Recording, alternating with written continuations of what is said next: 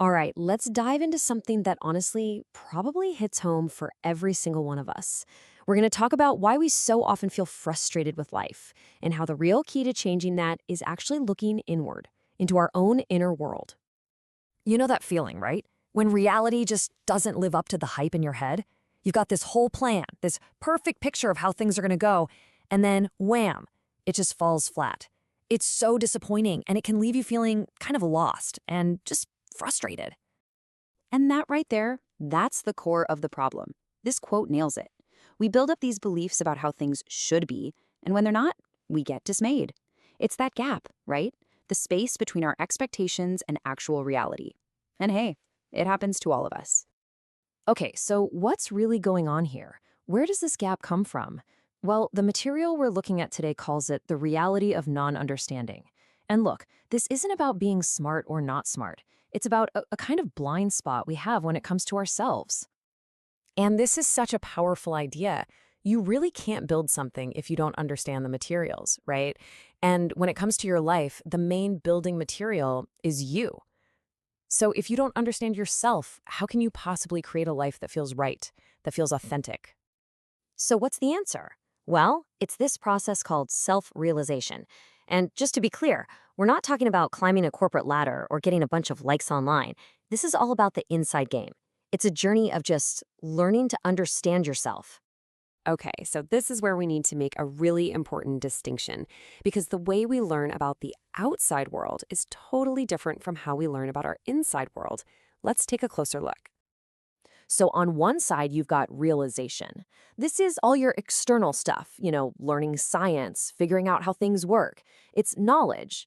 But then you have self-realization, and that's a whole different ballgame. It's not about facts in a textbook. It's an understanding of feeling. It's that deep, personal, in-the-moment knowing of what makes you, well, you.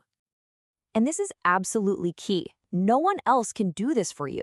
Sure, you can get advice, you can learn from people, but at the end of the day, someone else's life can't be the blueprint for your own unique self.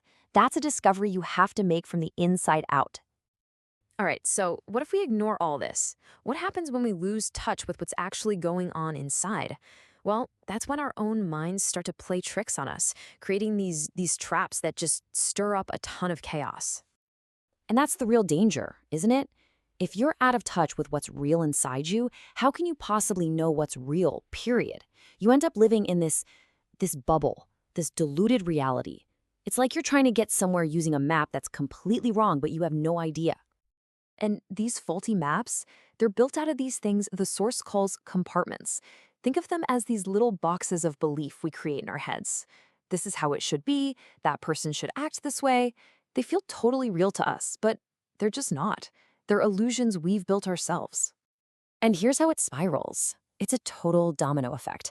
First, these disharmonious compartments create a disturbance. That disturbance then unsettles your mind. And once your mind is unsettled, forget it. It can throw your whole life off track.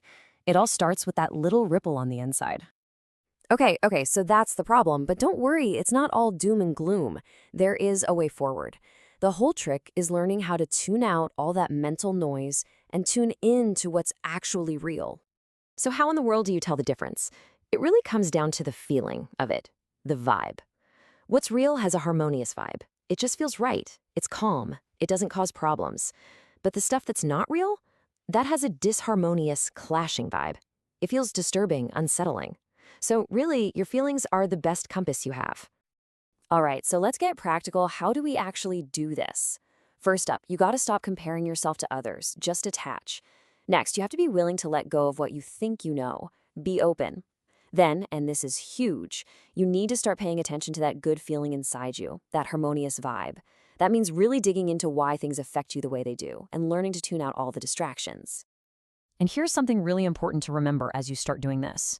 When you find one of these compartments or you notice a feeling that's out of whack, it is not a flaw. There's nothing wrong with you. Think of it more like a clue or a signpost on the road. It's just something there to help you learn.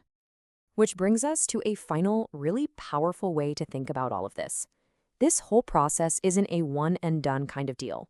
It's about becoming a student of, well, yourself. It's a continuous journey. Look at nature. A tree isn't trying to be anything other than a tree, right? It just evolves into itself. And that's kind of how we should be too. Our growth is a natural thing. We don't have to force it. We just have to allow ourselves to evolve individually. And at the end of the day, this is what it all boils down to. Real meaning in your life isn't going to come from checking boxes or living up to someone else's idea of success. The only things that will truly mean something to you are the things you understand within yourself. That's it. That's the secret sauce. So, I want to leave you with a question. You don't have to figure this all out overnight. The journey always starts with one small step.